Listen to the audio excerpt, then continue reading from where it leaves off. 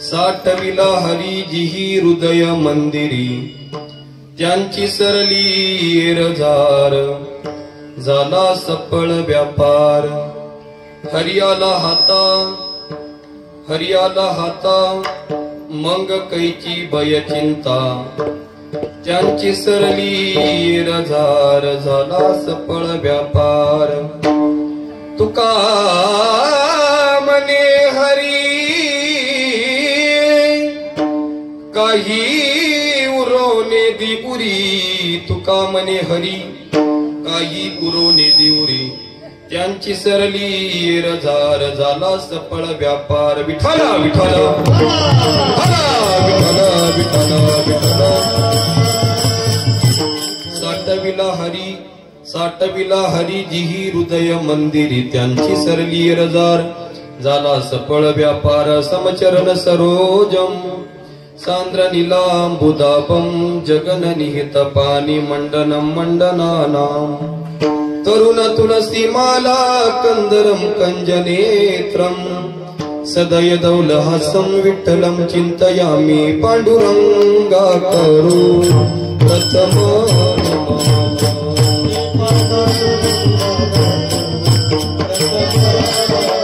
हरी, पांडुरंगा करू प्रथम नमन.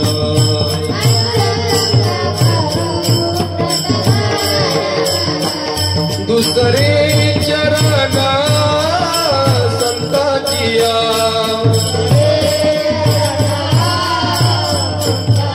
ओ त्यांच्या कृपादानी कथेचा विस्तारू, त्यांच्या कृपादानी कथेचा विस्तारू.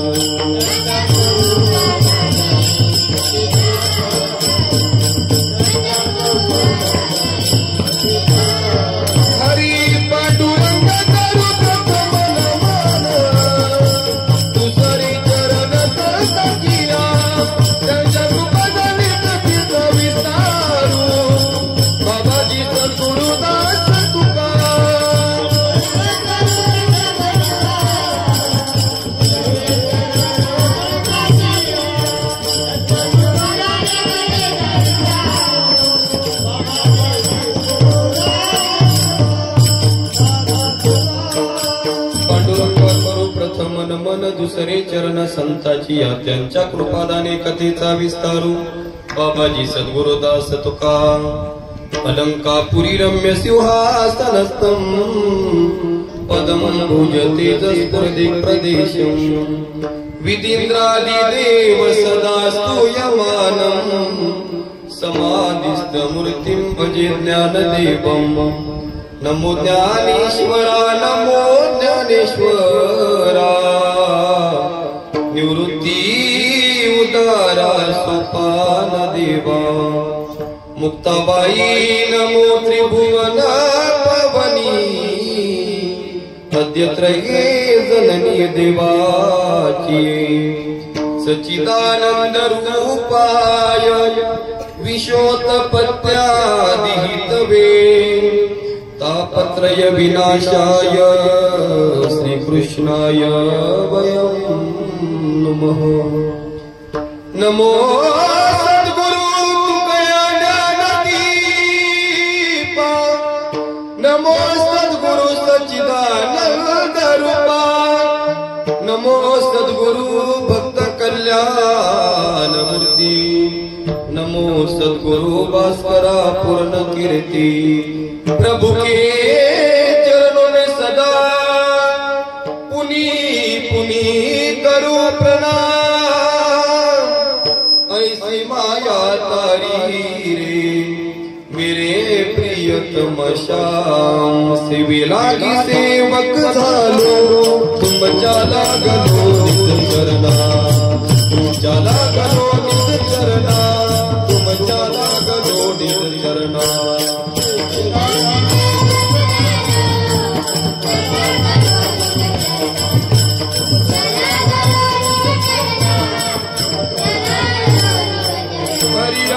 स्वामी तुकया देवा या वरिद करावा.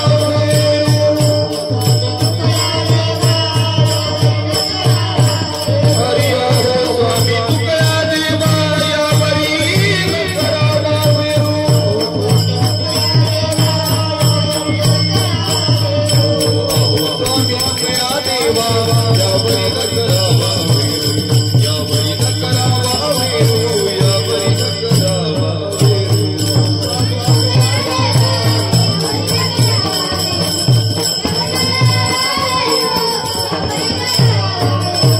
हरी सेवेला सेवक झालो तुमच्या लागलो निज चरणा हरी अहो स्वामी तुका या देवा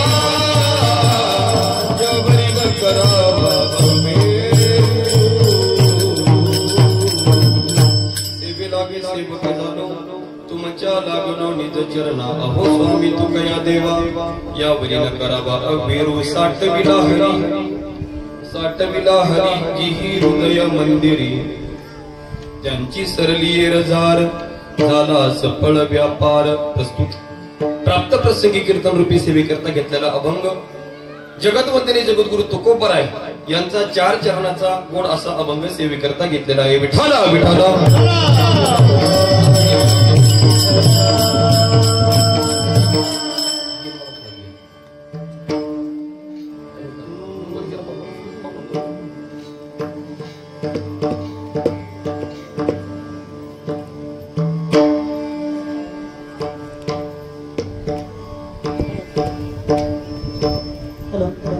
जगद्गुरु तुकोबरायांचा अभंग सेवेकरता घेतलाय आणि तुकोबराय म्हणतात साठविला हरी जिही हृदय मंदिरे.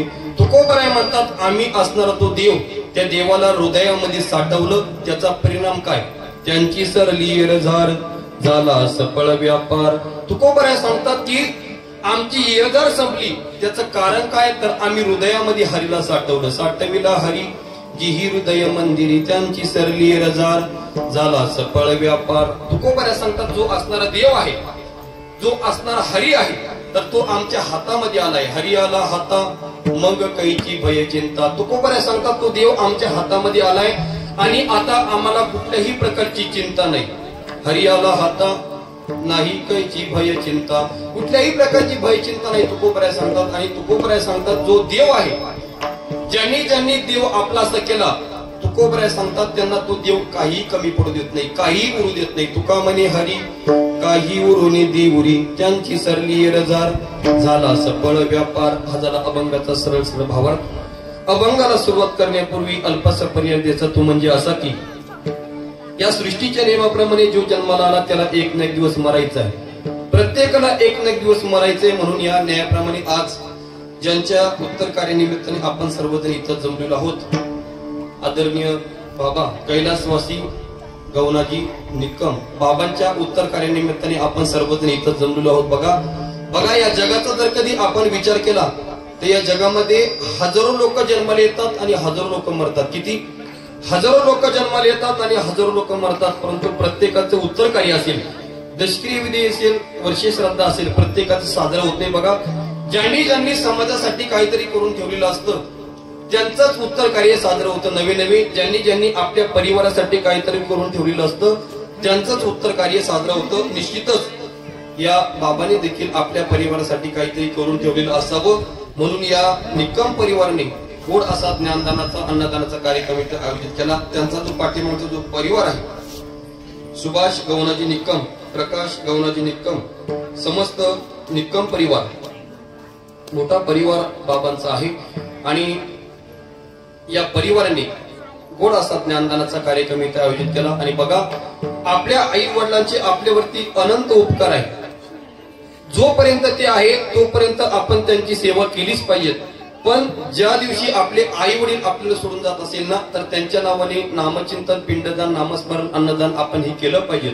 म्हणून या परिवाराने निकम परिवाराने गोड असा इथं कीर्तनाचा कार्यक्रम आयोजित केला. सर्वच निकम परिवारांना द्यावे तेवढे धन्यवाद.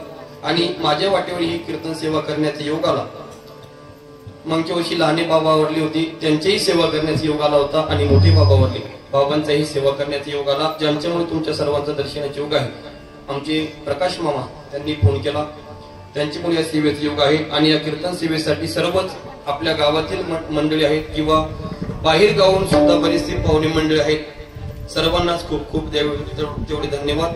आणि या कीर्तन सेवेसाठी हरिभक्त पारायण गोड ज्यांची गायनाची साथ आहे असे असणारे आमचे परम मित्र संदीप महाराज काजोळे ते सुद्धा आहेत, त्यांना सुद्धा खूप खूप द्यावे धन्यवाद.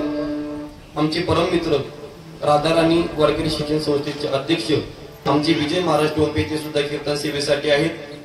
सर्वच गावातील विनिकरी बाबा आहेत, बाबांना सुद्धा खूप खूप द्यावे धन्यवाद. आमच्या वारकरी शिक्षण संस्थेमधील विद्यार्थी आहेत, आता सगळेच पाहुणे रावळे कीर्तनासाठी आहेत, सर्वांनाच खूप खूप द्यावे धन्यवाद. सर्वांच्या चरणी नतमस्तक ठेवून सेवेला सुरुवात करतो. विठाला विठाला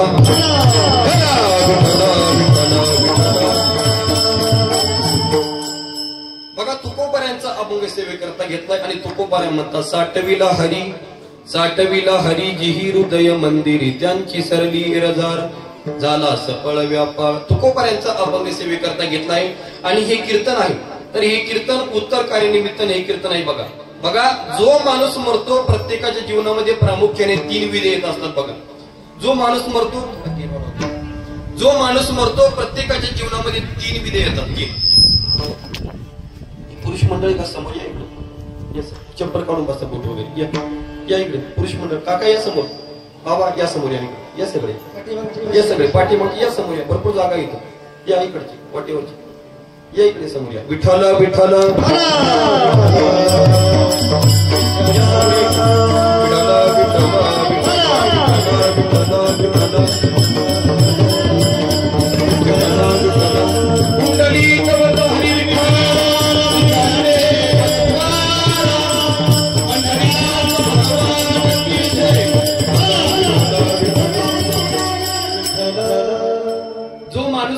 प्रत्येकाच्या जीवनामध्ये प्रामुख्याने 3 विधी येत असतात. बघा, प्रत्येकाच्या जीवनामध्ये 3 विधी येतात.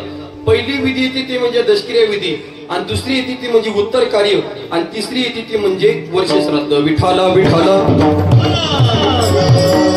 पहिली विधी येते ती म्हणजे दशक्रिया विधी. दशक्रिया विधी ही प्रत्येकाच्या जीवनामध्ये जो माणूस मरतो प्रत्येकाच्या जीवनामध्ये येत असते. उत्तर कार्य येत असतं. बघा बघा, दशक्रिया ही विधी आहे आणि उत्तर कार्य हे शास्त्र आहे. शास्त्र असं सांगतं की विधीमध्ये आपल्याला बदल करता येईल, परंतु शास्त्रामध्ये आपल्याला बदल करता येणार नाही. विधीमध्ये आपल्याला बदल करता येईल. तुम्ही म्हणसान महाराज विधीमध्ये कसा बदल करायचा, तर विधीमध्ये आपल्या भावकीमध्ये जर कधी एखादा व्यक्ती पुन्हा मरण पावला तर आपल्याला 10व्या 5व्या दिवशी 7व्या दिवशी 9व्या दिवशी किंवा 10व्या दिवशी आपल्याला दशक्रिया विधी करता येते. परंतु उत्तर कार्यामध्ये आपल्याला बदल करता येणार नाही. उत्तर कार्य हे प्रत्येकासाठी सारखं आहे. शास्त्र आहे उत्तर कार्य, त्याच्यामध्ये आपल्याला बदल करता येणार नाही. आणि बघा, आपल्या हिंदू धर्मामध्ये 16 संस्कार सांगितले. 16 किती? 16 संस्कार आपल्या हिंदू धर्मामध्ये सांगितले, परंतु प्रत्येकाच्या जीवनावरती 16 संस्कार होत नाही. आता तुमच्यावर काय, आमच्यावर झाले नाही. प्रामुख्याने आपल्यावरती 3 संस्कार होतात. 3 संस्कार आपल्यावरती होतात. पहिला होतो तो म्हणजे नामकरण, दुसरा होतो तो म्हणजे विवाह संस्कार, आणि तिसरा होतो तो म्हणजे अंत्येष्टी अंत्यविधी संस्कार. 3 संस्कार आपल्यावरती होतात, 13 संस्कार आपल्यावरती होत नाही. म्हणून करायचा असतो तो 13वा. विठाला विठाला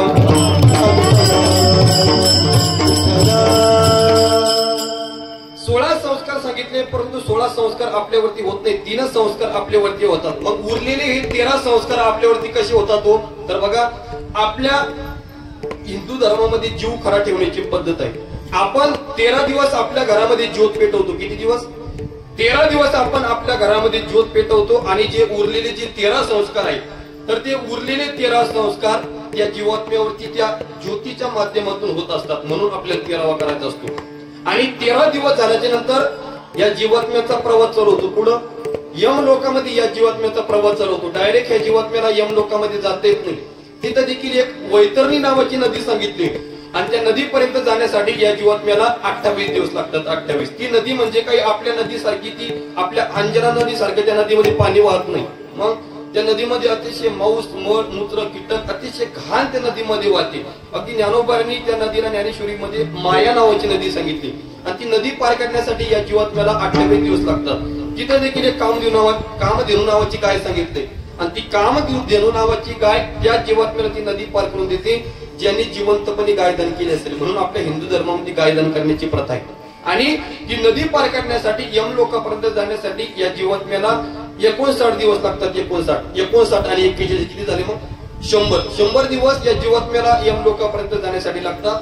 आणि आपलं जे आरोपपत्र आहे तिथं देखील एक चित्रगुप्त नावाचा वकील सांगितलाय, आणि त्या चित्रगुप्ताजवळ आपलं आरोपपत्र आपल्याला द्यावं लागतं. आणि तो चित्रगुप्त 265 दिवस अभ्यास करतो. मग काय 265 आणि 100 किती झाले मग? 365 दिवस आरोपपत्रावरती आपल्या त्या कर्मरेखावरती अभ्यास करतो आणि त्या जिवंतपणे त्या पुण्यात्म्याने केलेलं, त्या जीवात्म्याने केलेलं पुण्य आणि तो जीवात्मा गेल्यानंतर त्याच्या परिवाराने केलेलं पुण्य, हे पुण्य एकत्रित केलं जातं. त्याला आपण काय म्हणतो, पुण्यस्मरण किंवा वर्ष श्राद्ध. म्हणून गेलेल्या व्यक्तीच्या नावाने नामस्मरण नामचिंतन आपण हे केलं पाहिजे. ऐका, गेलेल्या व्यक्तीच्या नावाने जर कधी नामचिंतन नामस्मरण आपण करत असेल तर हे पितृ आपल्याला आशीर्वाद देतं. बघा,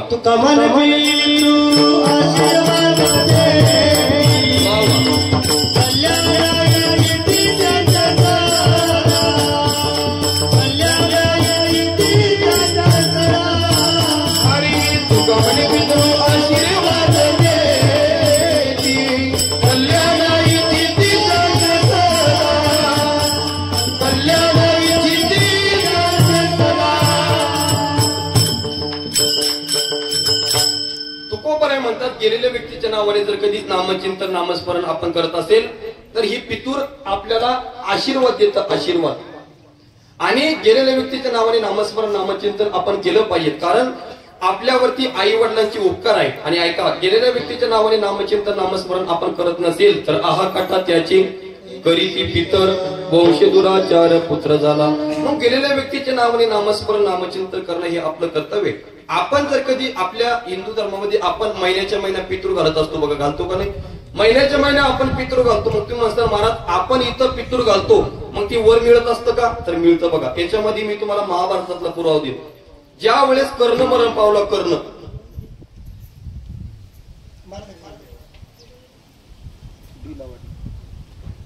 ज्या वेळेस कर्ण मरण पावला, कर्ण, आणि कर्ण मरण पावल्यानंतर 1 महिना झाल्याच्या नंतर त्या कर्णाला भूक लागली. त्या कर्णाला भूक लागली आणि कर्णाला भूक लागल्यानंतर तो कर्ण चित्रगुप्ताकडे गेला आणि चित्रगुप्ताला म्हणला, कर्ण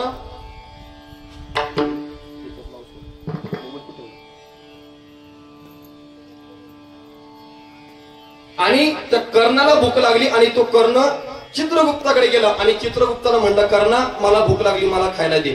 त्यावेळेस तो चित्रगुप्त म्हणला, कर्णा तुला खायला मिळणार नाही म्हणे. का?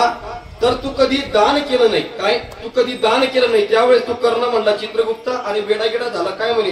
खाली जाऊन बघ म्हणे, माझ्या एवढं दान या जगामध्ये कोणी केलं नाही. कारण दान म्हटलं की या पट्ट्याचं नाव घेतलं जातं, दानशूर कर्ण. माझ्या एवढं या जगामध्ये दान कोणी केलं नाही. तू म्हणतो म्हणे दान केलं नाही, दान खूप केलं. त्यावेळेस चित्रगुप्त म्हणला, कर्णा तू दान केलं म्हणे. काय? तू दान केलं, खूप तू दान केलं, पण तू दान कोणतं केलं? भूदान असेल, कांचन दान असेल, सुवर्ण दान असेल, हे दान तू केलंय. तू अन्नदान कधी केलं नाही. त्यावेळेस चित्रगुप्त म्हणला, कर्णा एक गोष्ट तू चांगली केली म्हणे. ज्या वेळेस तुझ्याकडे कोणी जर कधी अन्न मागण्यासाठी येईल, अन्न मागण्यासाठी तुझ्याकडे ज्या वेळेस कोणी येईल, तू काय करायचा? या बोटाने युधिष्ठिराचं घर दाखवायचा. काय? या बोटानं तू युधिष्ठिराचं घर दाखवायचा. कर्णा तू अन्नदान केलं नाही, पण तुझ्या या बोटानं अन्नदान केलं म्हणे.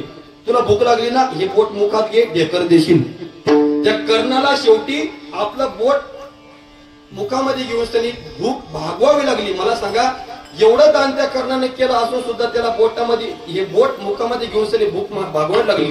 मग आपण किती दान केलं? आपण तर दुसऱ्याच्या पंक्ती सप्त्यामध्ये 7 दिवस पंक्ती आणतो. म्हणून गेलेल्या व्यक्तीच्या नावाने नामस्मरण नामचिंतन केलं पाहिजे. विठाला विठाला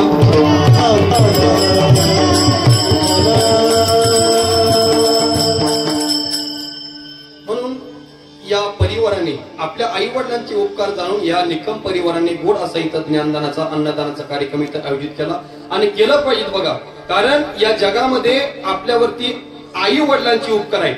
तसं जर कधी आपण बघितलं तर या जगामध्ये आपल्यावरती अनंत जणांचे उपकार आहेत. कोणाकोणाचे उपकार आहेत? ऐका, परोपकाराय वहंती नद्या.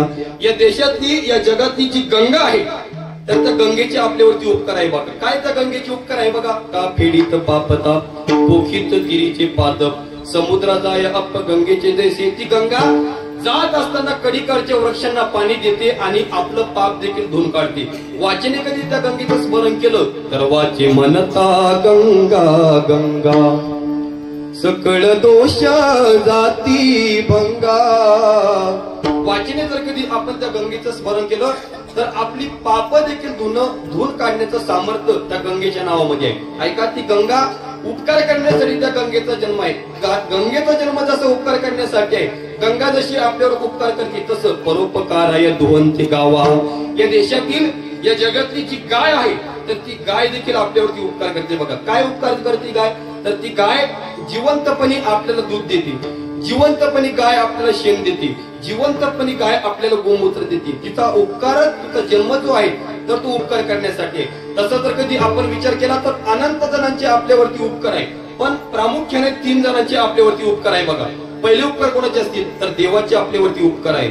जेने हा जीव दिला दान तयाचे करीन चिंतन, जेने हा जीव दिला दान तयाचे करीन चिंतन, जगत जीवन नारायण गायन गुण तयाचे. देवाचे आपल्यावरती उपकार आहे की देवाने हा जीव आपल्याला दान स्वरूपामध्ये दिला. देवाचे आपल्यावरती उपकार आहे.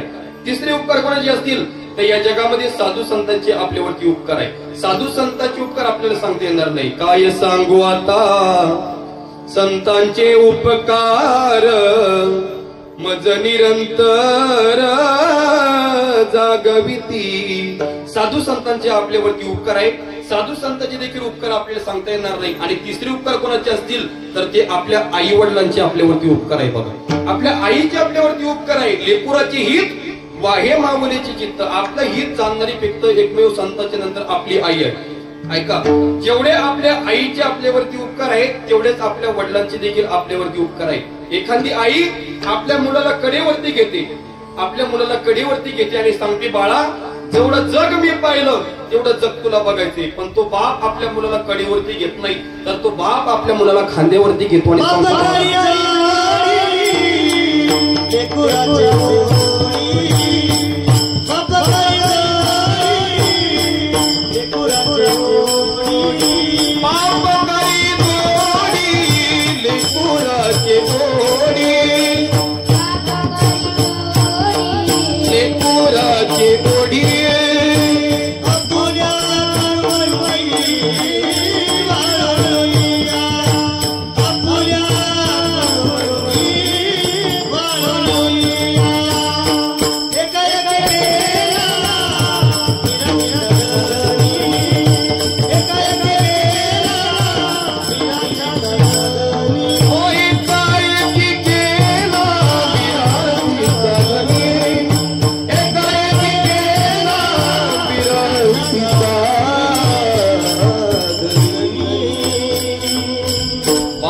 जोडी लेकुराचे ओढी आपुली कुरवंडी वाळवणिया. आपल्या बापाचे आपल्यावरती उपकार आहे बघा. बाप करणं एवढं सोपं आहे का हो? उरामती माया ज्याच्या काळ्या मेघवानी, ताक बिना कधी कोणा डोळ्यातल पाणी. जिजू जिजू संसाराचा गाडा हाकला, ओटामध्ये अश्रू जरी कनवाकला. गडीभर तू थांब जरा, ऐक त्याची थापर वगड आहे गड्या. उमगाया बापर, उमगाया बापर. म्हणून त्या बापाचे आपल्यावरती अनंत उपकार आहे गड्या. म्हणून या गोष्टी सर्व जाणून या निकम परिवाराने गोड असा अन्नदानाचा ज्ञानदानाचा कार्यक्रम आयोजित केला. खरंच या निकम परिवारांना खूप खूप देवेत्र धन्यवाद. विठाला विठाला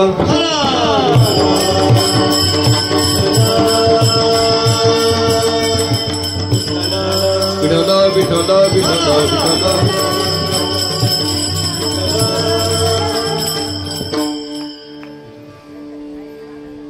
साठविला हरी, साठविला हरी जिही हृदय मंदिरी, त्यांची सरली रजार झाला सफळ व्यापार. बघा तुकोबऱ्यांचा अभंग सेवेकरता घेतलाय आणि तुकोबऱ्या सांगतात साठविला हरी जिही हृदय मंदिरी. तुकोबऱ्या सांगतात आम्ही असणारा तो हरी आहे, जो असणारा देव आहे, त्या देवाला आम्ही हृदयामध्ये साठवलं. साठविला हरी जिही हृदय मंदिरी. बघा उत्तर कार्यानिमित्ताने हे कीर्तन आहे ना, प्रत्येकाला एक ना दिवस मरायचे. म्हणून मरायच्या अगोदर तुम्ही हृदयामध्ये हरीला साठवा. प्रत्येकाला मरायचे बघा. उपजेते नासे, नासिले ते पुनरबी दिसे, हे गटिका यंत्र जैसे परिभ्रमेगा. प्रत्येकाला मरायचे बघा. अहो इथं अवताराचे अवतार गेले, येथे नाही उरवाले अवतार, कीर्ती पामर जीव गीती. अवताराचे अवतार या मृत्यू लोकांमध्ये इथं थांबता आलं नाही त्यांना. मग अवताराची राहतील का हो? अवताराचे अवतार गेले बघा. अगदी महाराज 3 याद्या देतात, 3 याद्या. याच मृत्यू लोकातून 9वी मर गई, 10वी मर गई, मर गए सहस्र 88, 33 कोटी देवता मर गए पडे काल की फासी. या मृत्यू लोकातून देवतांना राहता आलं नाही. या मृत्यू लोकामध्ये पीर मर गए, पैगंबर मर गए जिंदा जोगी जपी तपी. या मृत्यू लोकातून अनंत जण संन्यासी असेल, साधू संत असेल, अनंत जण गेले. याच मृत्यू लोकातून तुमचं आमचं कोण कोण गेलं हो?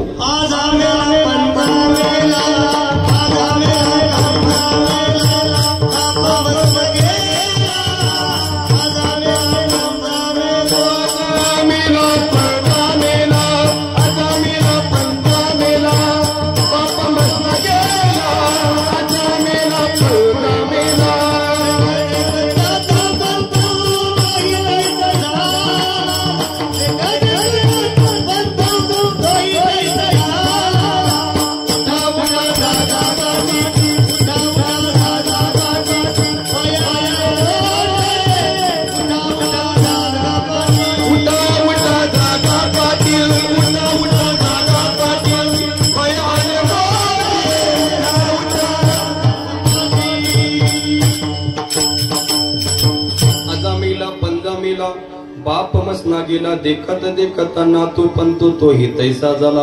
या मृत्यू लोकातून अनंत जण गेले. आपल्या या मृत्यू लोकातून आपले पूर्वज देखील गेले. बघा, प्रत्येकाला मरायचे. मरण हे कोणाला चुकत नाही. ऐका, मरण आपल्या हातामध्ये नाही, परंतु जीवन कसं जगायचं हे आपल्या हातामध्ये. कबीर महाराज सांगतात की माणसाने जीवन जगत असताना असं जगावं. कसं?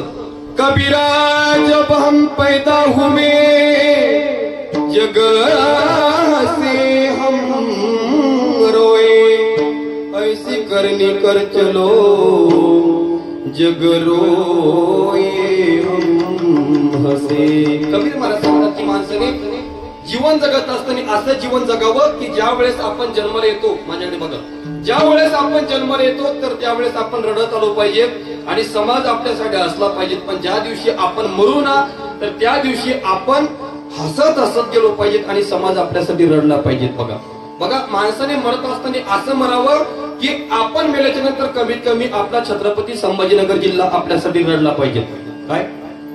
आपला संभाजीनगर जिल्हा आपल्यासाठी रडला पाहिजे. आपण मेल्याच्या नंतर कमीत कमी आपला कन्नड तालुका आपल्यासाठी रडला पाहिजे. नका कन्नड तालुका रडू देऊ.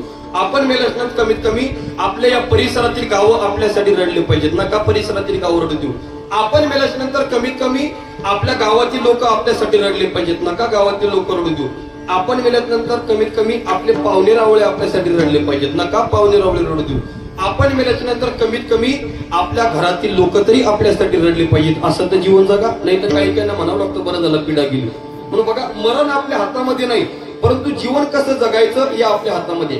कसं जीवन जगायला पाहिजे की मी नेहमी सांगत असतो की एखादी अंत्ययात्रा आपल्या गावातून निघालेली असावी आणि त्या अंत्ययात्रा गावातून ज्यावेळेस निघालेली असावी, एखादी सासरी गेलेली मुलगी माहेरी आलेली असावी आणि त्या मुलीकडे बघून सरी त्या मुलीने त्या प्रेताकडे बघून त्या अंत्ययात्रेकडे बघून म्हणावं, जावं काका जा, निश्चित तुम्ही स्वर्गाला गेल्याशिवाय राहणार नाही. काका आठवतं काका मला ज्या वेळेस माझे वडील तुमच्याकडे आले होते काका, माझ्या लग्नासाठी 20,000 रुपये कमी पडले होते काका, तर तुम्ही 20,000 नाही काका, तुमचा मोठेपणा माझ्या लग्नासाठी तुम्ही 50,000 रुपये दिले काका, जा काका जा, निश्चित तुम्ही स्वर्गाला गेल्याशिवाय राहणार नाही. असं म्हणणारं आपल्यासाठी कोणीतरी पाहिजे. बघा, मरण आपल्या हातामध्ये नाही, परंतु जीवन कसं जगायचं हे आपल्या हातामध्ये आहे. कसं जीवन जगायला पाहिजे. किसी के काम जो आए उससे इंसान कहते हैं, किसी के काम जो आए उससे इंसान कहते हैं, पराया दर्द जो अपनाए उससे इंसान कहते हैं. ये दुनिया एक उलझन है, कई धोखा कई ठोकर, कोई हंस हंस कर जीता है, कोई जीता है रो रो कर, मुश्किल में संभल जाए उसे इंसान कहते हैं, पराया दर्द जो अपनाए उसे इंसान कहते हैं. बघा, मरण आपल्या हातामध्ये नाही, परंतु जीवन कसं जगायचं हे आपल्या हातामध्ये. तर प्रत्येकाला मरायचंय. बघा, मरण आपल्या हातामध्ये नाही, कसं प्रत्येकाला मरायचंय. या देहाचा जर कधी आपण स्वभाव बघितला तर नाशी मरता देह, नाशी मरता देह, जाणार सकर, नाशी मरता देह,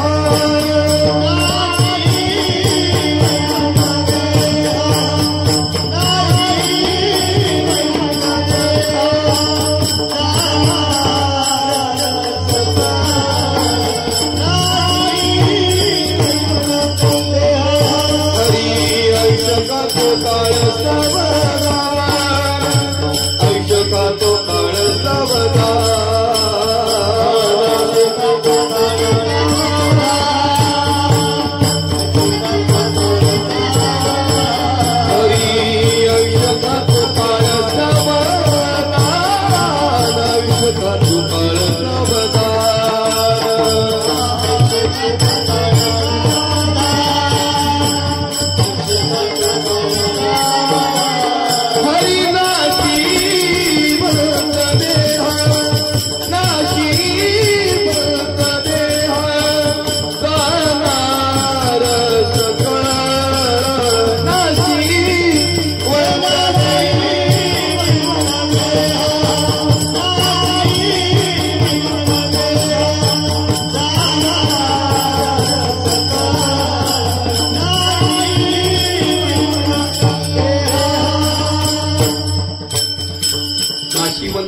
जाणार सकळ आयुष्य खातो काळ सावधान. म्हणून बघा हा देहाचा स्वभाव आहे. तर एक ना एक दिवस आपल्याला मरायचे. बघा या जगामध्ये 30 माणसं जन्माला येतात जी कधी ना कधी मरणार आहे. काय या जगामध्ये 30 माणसं जन्माला येतात जी कधी ना कधी तरी मरणार आहे. म्हणून प्रत्येकाला मरायचं. बघा प्रत्येकाला मरायचंय. आता तुम्ही सगळेचे सगळे जेवढी बसलेले आहे ना सगळेचे सगळे मरणार आहे. मी फक्त विनेकरी बाबा सोडून. तर प्रत्येकाला मरायचं. बघा प्रत्येकाला मरायचंय. उपजला पिंडा मरण सांगाती मरती उपजती सवेची ते. मरण कोणाला चुकत नाही. मरण आपल्या हातामध्ये नाही परंतु जीवन कसं जगायचं हे आपल्या हातामध्ये. भला किसी का कर न सको तो बुरा किसी का मत करना पुष्प नहीं बन सकते तो तुम काटे बन कर मत रहना. मरण प्रत्येकाला येणारच आहे. म्हणून जीवन कसं जगायचं आपल्या हातामध्ये. मरण आपल्या हातामध्ये नाही. प्रत्येकाला मरायचंय. बघा प्रत्येकाला मरायचंय. आणि साधू संतांनी तर याच्यासाठी आपल्याला अगदी सोपे लक्षणे सांगितले. ज्ञानोबरायांचा गोड असा अभंग बघा. ज्ञानोबराय सांगतात कानी घालून या बोट नाद जे पहावे न दिसता जाणावे 9 दिवस. ज्ञानोबराय सांगतात कानामध्ये बोट घालायचं. बाबा कानामध्ये बोट. कानामध्ये बोट घातल्याच्या नंतर आपल्याला नाद ऐकायला. नाद तो नाद जर ऐकायला आला नाही बाबा तर असं समजायचं की आपल्याला 9 दिवसामध्ये आपल्याला मरायचंय. पुढचं लक्ष ज्ञानोबराय सांगतात भोयाच्या गाठी न दिसता जाणाव्या आयुष्याची गणना 7 दिवस. ज्ञानोबराय सांगतात आपण जर कधी आपल्या भोया पाहिल्या भोया अशा डोळ्यानं तर आपल्या भोया आपल्याला दिसते विजय महाराज. जर कधी दिसल्या नाही तर असं समजायचं की आपले किती दिवस राहिले 7 दिवस. पुढचं लक्ष ज्ञानोबराय सांगतात डोळा घालून या बोट चक्र जे पहावे न दिसता जाणाव्या 5 दिवस. ज्ञानोबराय सांगतात डोळ्यामध्ये बोट घालायचं. बोट डोळ्यामध्ये बोट घातल्याच्या नंतर चक्र दिसतं. आता डोळ्यात बोट घालू नका. डोळ्यामध्ये बोट घातल्याच्या नंतर चक्र दिसतं मामा. आणि ते डोळ्यात बोट घातल्याच्या नंतर ते चक्र कधी दिसलं नाही तर असं समजायचं की आपले फक्त 5 दिवस राहिले. 5. बघा पुढचं लक्ष ज्ञानोबराय सांगतात नासागराची नगर न दिसे नयनी त्याची दिनी म्हणा रामकृष्ण. आपल्या नाकात शेंडा कधी बघितला विनेकरी बाबा तर आपल्याला दिसतो. आणि ज्या दिवशी विनेकरी बाबा तू नाकाचा शेंडा आपल्याला दिसला नाही समजायचं रामनाम माझं सांगत नाही. ज्ञानोबराय सांगतात ज्ञानदेव म्हणे साधूची लक्षण अंतकाळी आपण पहावे की. म्हणून प्रत्येकाला मरायचं. बघा मरण हे कोणाला चुकत नाही. आपण कितीही प्रयत्न केला मरण चुकवण्याचा ते एकदा आलं की आपल्याला जावंच लागतं. बघा तसा या देहाचा अजिबात भरवसा नाही. नाही देहाचा भरवसा. हा जो काळ आहे हा काळ आपल्यावरती टपून बसलाय. टपून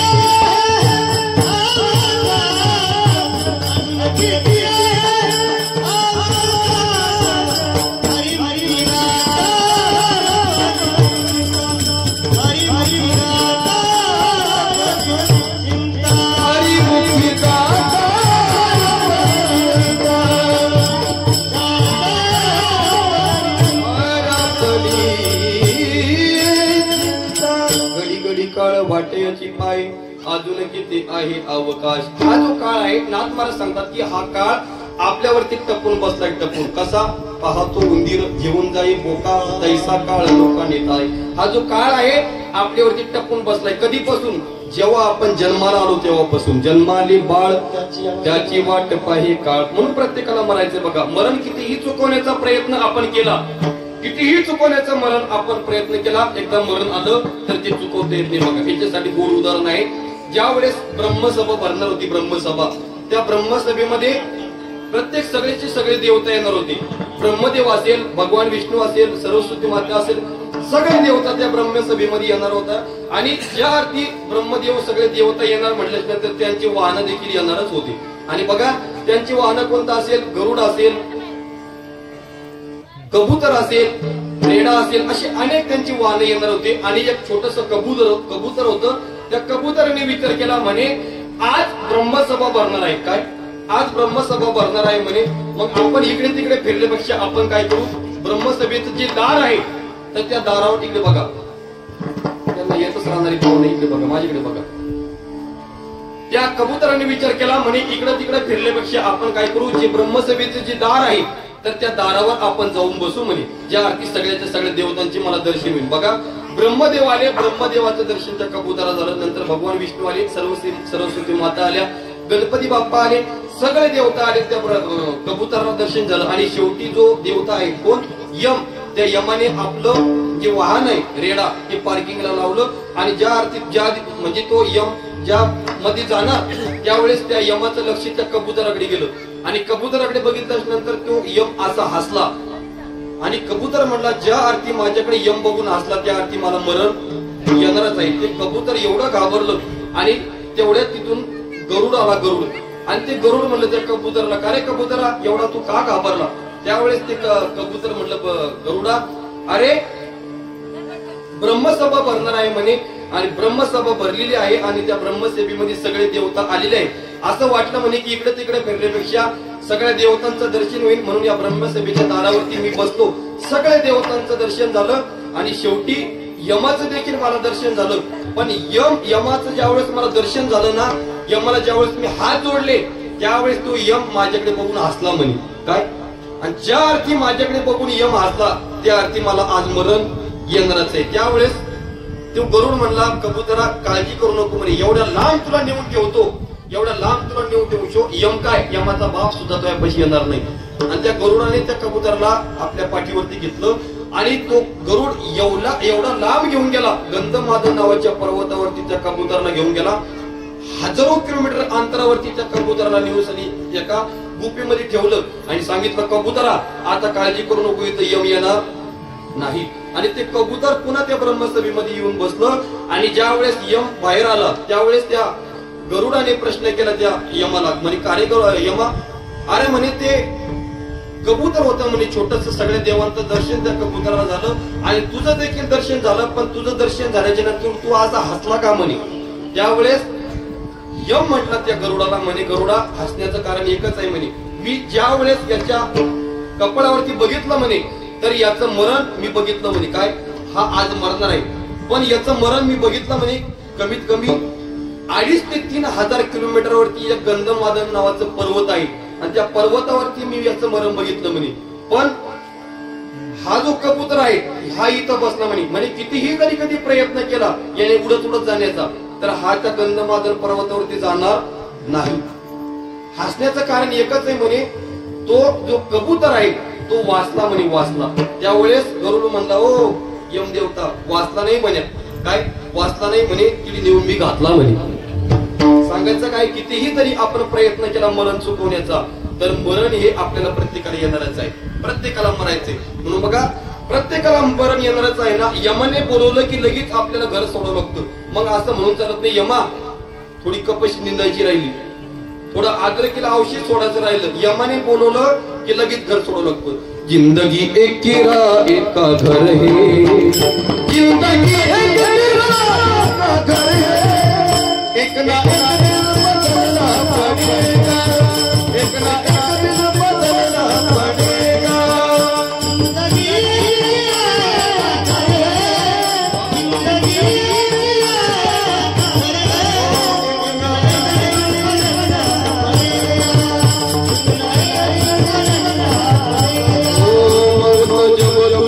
आवाज देगी घर से बाहर निकलना पड़ेगा.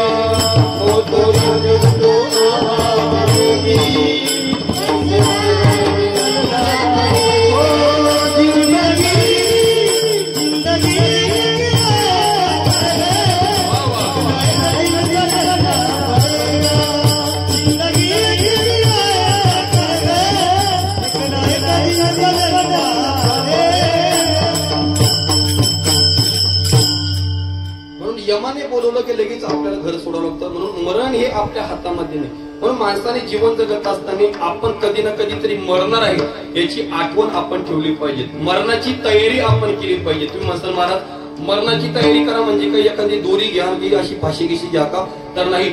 मरणाच्या अगोदर आपली काहीतरी कीर्ती पाठीमागे राहील असं जीवन जगा.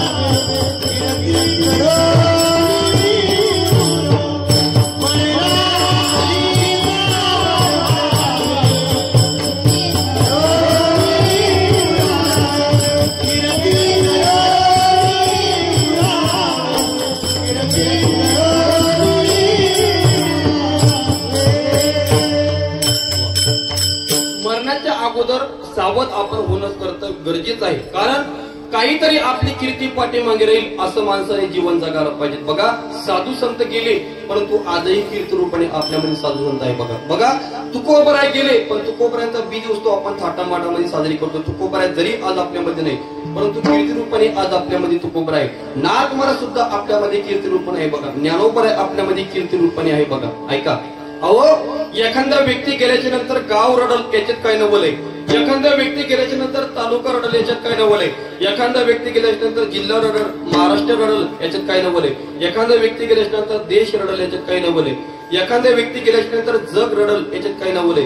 ज्या वेळेस माझी ज्ञानोबराय समाधीस्थ होत होती ना त्यावेळेस गाव नाही, तालुका नाही, जिल्हा नाही, जग नाही. जग ज्याने निर्माण केलं ना तर तो पंढरीश पांडुरंग परमात्मा देखील रडत होता. रुक्मिणी आई साहेबांनी विचारलं, स्वामी या जगाचे स्वामी आहात तुम्ही, स्वामी का तुम्ही रडताय. त्यावेळेस देवानी सांगावं, रुक्मिणी हा एकच योगी मी बघितला.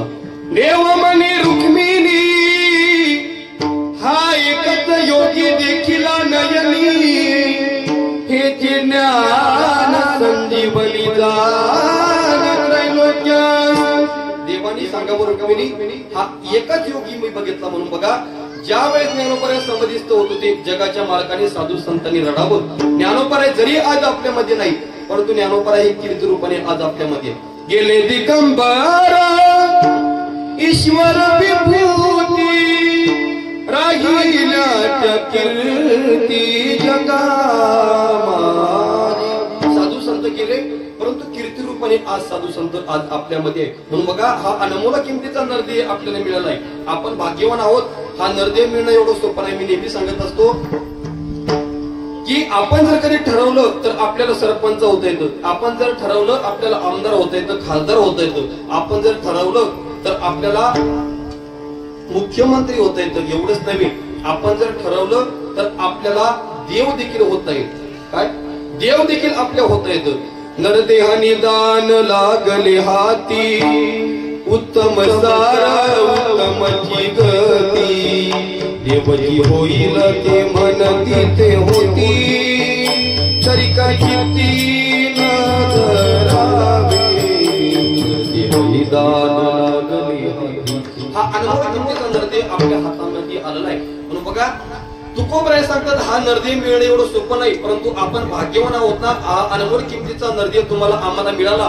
महाराज तुकोबराय सांगतात आमची येरदार संपली. तुकोबरायकडे काही साधक वर्ग गेले आणि तुकोबरायांना म्हणू लागले, महाराज तुमची येरदार संपली, तुमचं चांगलं झालं, तुमचं कल्याण झालं, त्याच्यासाठी तुम्ही साधन कोणतं केलं. तुकोबराय म्हणतात त्याच्यासाठी आम्ही एकच साधन केलं. कोणतं ते तुकोबराय अभंगाच्या प्रथम चरणाला सांगतात.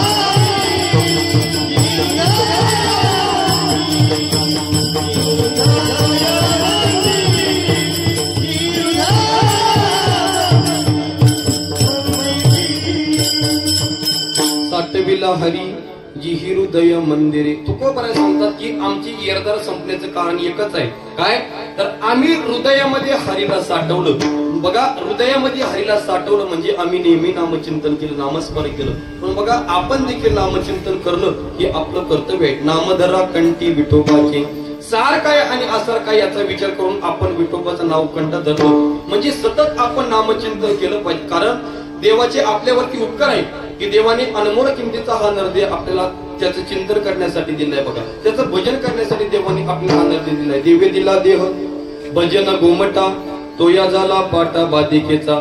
भजन कीर्तन करण्यासाठी देवाने आपल्याला हा नरदेह दिलाय. बघा, आणि भजन कधी केलं पाहिजे, तरणा भाग्यवंत नटे हरी कीर्तन. बघा, साधू संतांनी आपल्याला सांगितलंय, साधू संतांचे आपल्यावरती उपकार आहे. बघा, प्रत्येक गोष्ट साधू संतांनी आपल्याला शिकवली. काय, कसं जगायचं हे आपल्याला साधू संतांनी शिकवलं, कसं मरायचं हे आपल्याला साधू संतांनी शिकवलं, कसं बोलायचं हे आपल्याला साधू संतांनी शिकवलं. अहो, कसं खायचं नाही, किती खायचं हे देखील आपल्याला साधू संतांनी शिकवलं.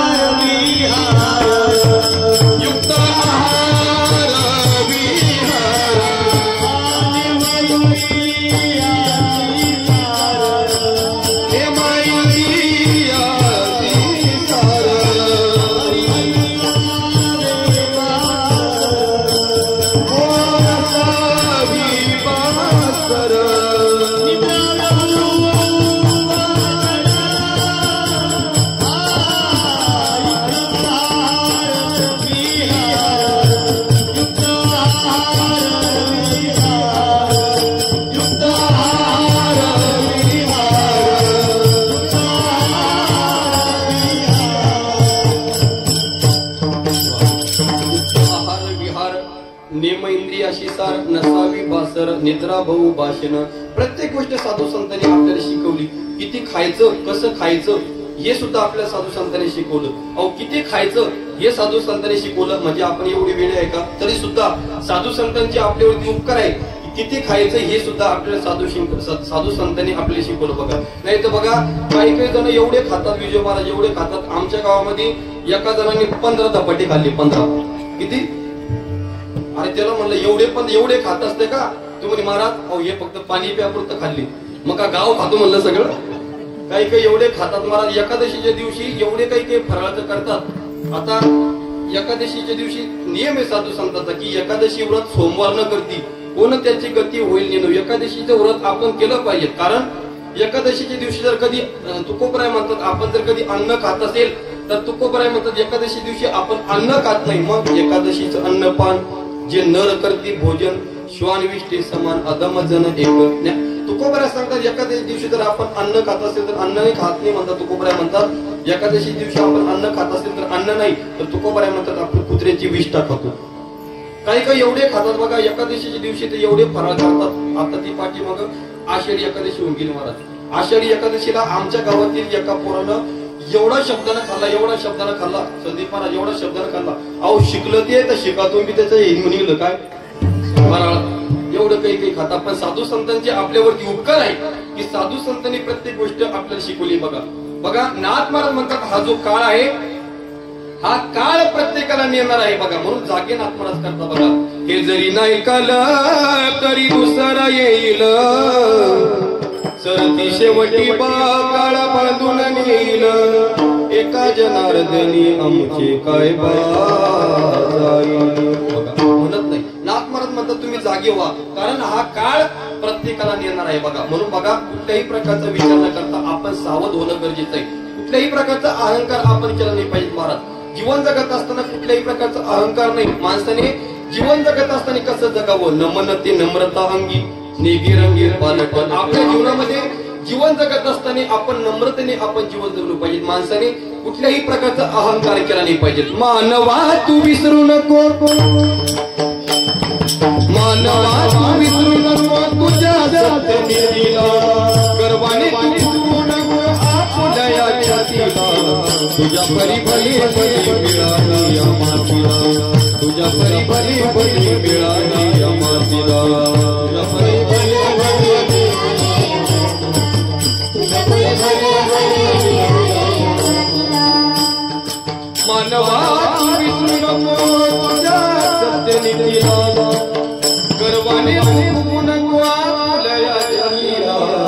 तुझ्या परी भली भली मिळाली या मातीला आज जवानी परिपराने वाला पचताय गा जळता सूरज धीरे धीरे ढलताई बघा प्रत्येकाला मरायचं बघा मरण ही कोणाच्या हातामध्ये म्हणून माणसाने जीवन जगत असताना काहीतरी चांगलं कार्य करा म्हणून तुकोबाराय म्हणतात तुम्ही जीवन जगत असताना काय करा आमची येरदार संपण्याचं कारण एकच आहे आम्ही काय केलं साठविला हरी जी हृदय मंदिरे नेहमी आम्ही नामचिंतन नामस्मरण केलं आता आपणही नामचिंतन करतो का आता कीर्तनामध्ये जर कधी आम्ही म्हटलं टाळी वाजवा विठ्ठल विठ्ठल भजन करा कोणी विठ्ठल विठ्ठल भजन करत नाही महाराज जर कधी म्हटलं आम्ही भजन करा तर ते म्हणतात महाराज भजन करण्याचं आमचं काही ही वय आहे का भजन कधी करायचं भजन करायचं असेल तर तरुणपणामध्येच बघा भजन करो भरी जवानी मी बुढ़ापा किसने देखा है बुढ़ापे में बहिरे हो जाओगे भजन तुम सुन नहीं पाओगे बुढ़ापे में लंगड़े हो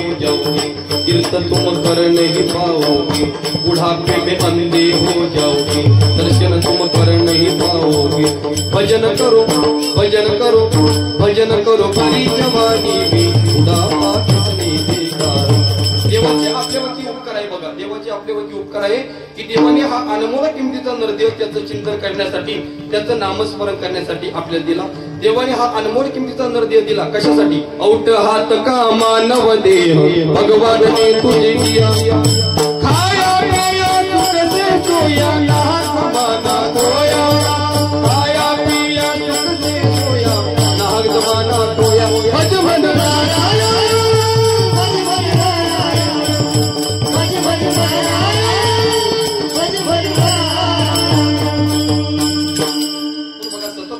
नामस्मरण आपण केलं पाहिजे आपण देखील नामचिंतन करतो महाराज पण कधी पण आपण राब शेतामध्ये कष्ट करतोय कशासाठी सुखासाठी आपण कष्ट करतोय नेहमी आपण फक्त पैसा कमवतोय बघा पण कितीही तुम्ही धन कमवा कितीही तुम्ही पैसे कमवा तुम्हाला सोबत काहीच देणार नाही बघा धन मिळविले कोटी संगे नाही रे लंगोटी किती संपदा होती उद्या रावण्याची पण काही सोबत देता आलं का सांगा ती कवडी गेली नाही पण कितीही धन कमवा आपण धन कमवा पण धन हे आपल्या प्रारब्धाने आपल्याला मिळत असतं बघा ऐका धन आपल्या प्रारब्धाने आपल्याला मिळत असतं मान आपल्या प्रारब्धाने आपल्याला मिळत असतो अन्न मान धन हे तो प्रारब्धात आधीन आपल्या प्रारब्धामध्ये अन्न असेल काही वेळेस असं होतं की आपल्या खिशामध्ये पैसे खूप असतात काय पैसे खूप असतात पण भूक लागती पण खायला काही मिळत नाही का अन्न सुद्धा आपल्या प्रारब्धाने आपल्याला मिळत असतो मान सुद्धा आपल्या प्रारब्धाने आपल्याला मिळत असतो काही वेळेस मान आपल्या प्रारब्धामध्ये नसतो आणि आपण प्रयत्न करतो पण ऐका खुर्ची सुद्धा मामा आपल्या प्रारब्धाने मिळत असते म्हणतात ना खुर्ची सुद्धा प्रारब्धाने मिळत असते एखाद्या पद प्रारब्धाने मिळत असतं आपल्या प्रारब्धामध्ये मान असेल तर तो मान आपल्याला मिळतो याच्यामध्ये बघा उदाहरण सांगेल मी तुम्हाला माता कैकेयीने 2 वर मागून घेतले बघा रामायण आपल्याला सर्वांना माहिती त्या रामायणामध्ये माता कैकेयीने 2 वर मागून घेतले पहिले वरात मागितलं भरताला गादी आणि दुसऱ्या वरामध्ये मागितलं रामप्रभूला वनवास रामप्रभू हे वनवासाला निघून जातात भरत आणि शत्रुघ्न हे आपल्या मामाच्या गावाला गेलेले असतात आणि ज्या वेळेस भरत आणि शत्रुघ्न अयोध्येमध्ये पुन्हा वापस येतात त्यावेळेस भारतासाठी अयोध्येमध्ये सगळे दरवाजे बंद झालेले असतात भरतजी विचार करतात नेमकं माझं असं काय चुकलं म्हणे की अयोध्येमधलं माझ्यासोबत आज कोणीच बोलत नाही आणि ज्या वेळेस भरतजी राजमार्गामध्ये येतात त्यावेळेस ऐकून माहिती पडतं की आईने 2 वर मागून घेतले रामप्रभूला वनवास आणि मला गादी त्यावेळेस त्या भरतजीला एवढा त्रास होतो ते भरतजी खूप रडतात आणि ती भरतजी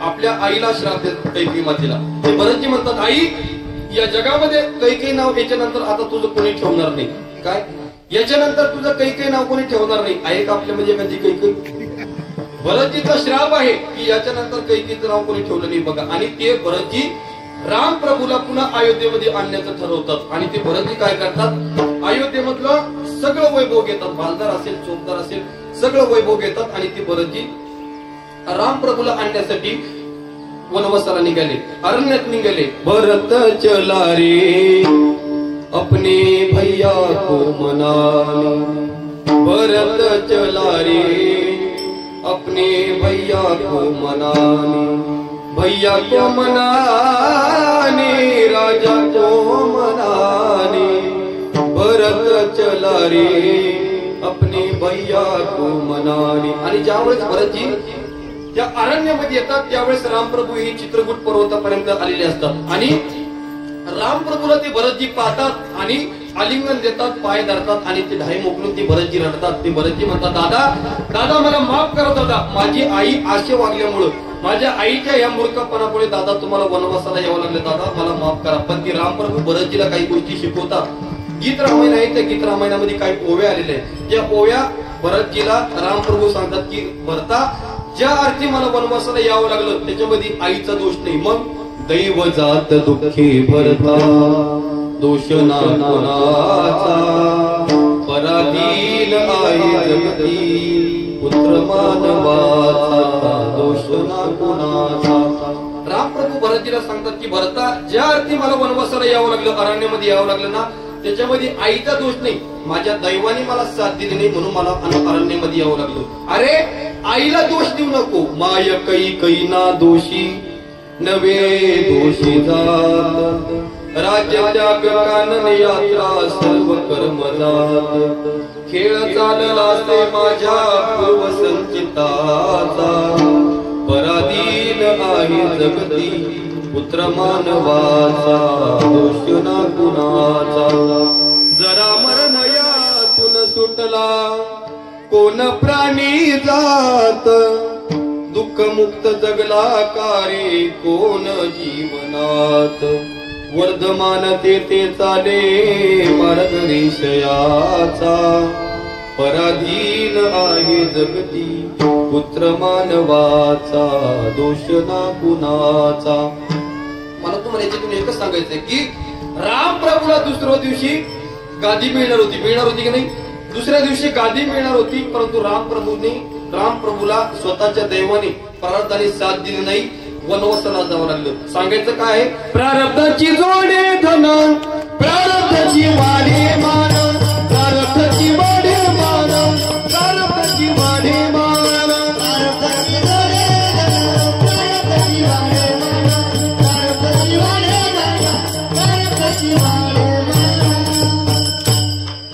आपल्या प्रारब्धामध्ये धन असेल, मान असेल तर तो आपल्याला मिळत असतो. म्हणून तुकोबाराय सांगतात की धन कमवा, पैसे तुम्ही कमवा, परंतु आपलं हित कशाने होईल हे साधन देखील तुम्ही करा. तुकोबाराय म्हणतात की आमचं येरदार संपण्याचं कारण एकच आहे, काय, आम्ही हृदयामध्ये हरीला साठवलं. साठविला हरी जी ही हृदय मंदिरे. तुम्हाला जर कधी लवकर सुटून जायचं असेल, येरदारीतून लवकर सुटून जायचं असेल तर तुका म्हणे बेगी जाय सुटून या, धरून या हृदया माझी हरी. हृदयामध्ये हरीला साठवा आणि निश्चित तुम्ही लवकर सुटून जाणार. आणि आपल्याला येरदार फक्त या शरीरातून संपवतो. बघा ज्ञानोबाला सांगतात, तैसे येण्याची शरीरे, शरीरा येण्याची सरे, किंबहुना येर झाले चिरा पडे. चिरा आपल्याला या येरदारीवरून पाडता येतो या शरीरातून. म्हणून तुकोबाराय सांगतात, साठविला हरी जी ही हृदय मंदिरे. तुकोबाराय म्हणतात आम्ही हृदयामध्ये हरीला साठवलं, परिणाम काय, आमची येरदार संपली. अभंगाचं दुसरं चरण.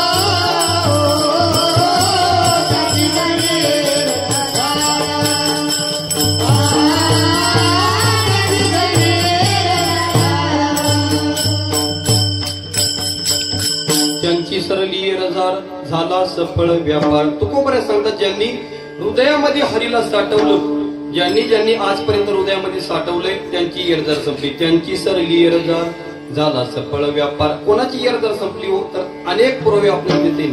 प्रत्येक साधू संतांनी हृदयामध्ये हरीला साठवलं आणि त्यांची येरजार संपली. बघा तुकोबराय असतील, नामदेव महाराज असतील, एकनाथ महाराज असतील, ज्ञानोबराय असतील, प्रत्येकाने हृदयामध्ये हरीला साठवलं आणि त्यांची येरजार संपली. बघा कोणाची येरजार संपली आपल्याला सर्वांना माहिती.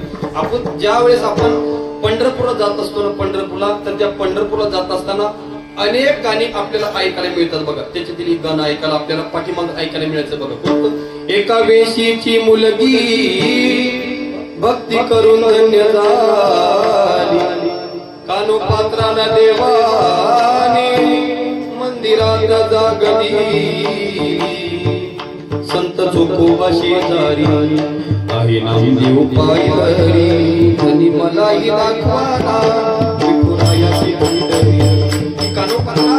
कानोपात्रा एका वेशीची मुलगी होती. बघा काय, एका वेशीची मुलगी कानोपात्रा. आणि अशा त्या मंगळवेढा गावातून हजारो दिंड्या चालल्या होत्या. आणि दिंडी म्हणल्याच नंतर दिंडीमध्ये गोड भजन असतं. बघा ज्ञानोबाराया माझ्या तुकोबाराया, कैवल्याचा पुतळा ज्ञानोबाराया, चैतन्याचा जिव्हाळा ज्ञानोबाराया, साधकांचा माया ज्ञानोबाराया, सर्वाभूती सुखरूप ज्ञानोबाराया.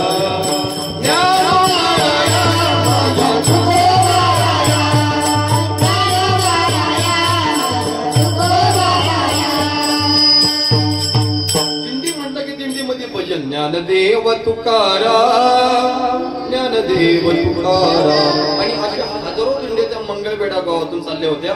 आणि त्या दिंड्यामध्ये साधूकडे ज्ञानोबराकडे ती कानोपात्रा गेली आणि ज्ञानोबराने म्हणली, बाबा या एवढ्या दिंड्या नेमका पुढे चालल्या. त्यावेळेस संतांनी सांगावं, या ज्या दिंड्या आहे पंढरीश पांडुरंग परमात्म्याच्या दर्शनाला चालल्या, आपल्या जगाचा मालक त्याच्या भेटीसाठी या दिंड्या चालल्या.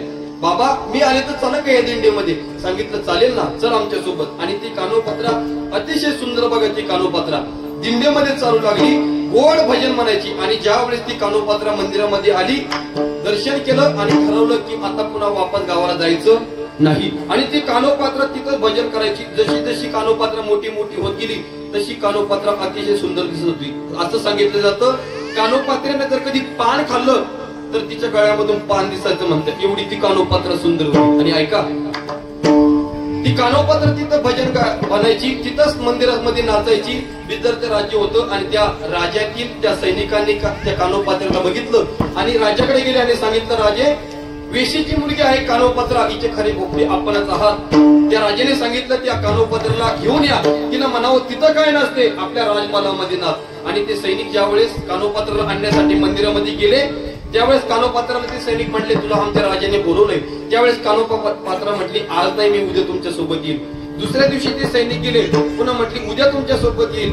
आज उद्या उद्या करता करता त्या सैनिकाला कानोपात्रांनी 8 दिवस गमवलं.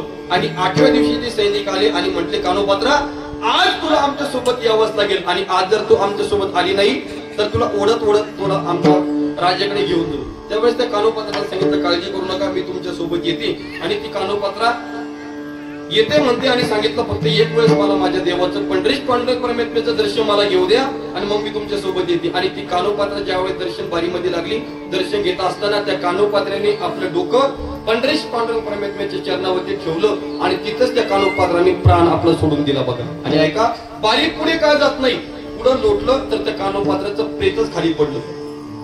प्रत्येक जण म्हणू लागला, अरे कोण मुलगी आहे? वेश्येची मुलगी आहे. मंदिर पाठवलं, मंदिर धुवून काढा, मंदिर स्वच्छ करा, अशी अनेक जण म्हणू लागले. परंतु त्या वेळा काळामध्ये अनंत शास्त्री नावाची ब्राह्मण होती. त्या अनंत शास्त्रीने सांगितलं, वेश्येची जरी मुलगी असेल पण हिचा प्राण देवाच्या चरणावरती दिलाय, हिला बाहेर काढू नका. असं सांगितलं जातं की त्यांच्या स्वप्नामध्ये देव यायचा पूर्वीच्या काळामध्ये. त्या अनंत शास्त्रीने सांगितलं, माझ्या स्वप्नामध्ये देव येईल आणि देव जे सांगेल ते आपण करायचं. त्या खोलीमध्ये त्या कानोपात्राला झोपवण्यात आलं. ते अनंत शास्त्री नावाचे ब्राह्मण तिथं झोपले आणि त्या अनंत शास्त्री नावाच्या त्या ब्राह्मणाच्या रात्री स्वप्नामध्ये देव आला आणि देव अनंत शास्त्रीला म्हणताय, हे अनंता अनंता पाहि कानो पात्रा पवित्र. देवानं सांगितलं अनंता ही जी कानोपात्र आहे तर ही अतिशय पवित्र आहे, हिला बाहेर काढू नका, तर हिला माझ्याजवळ जागा द्या.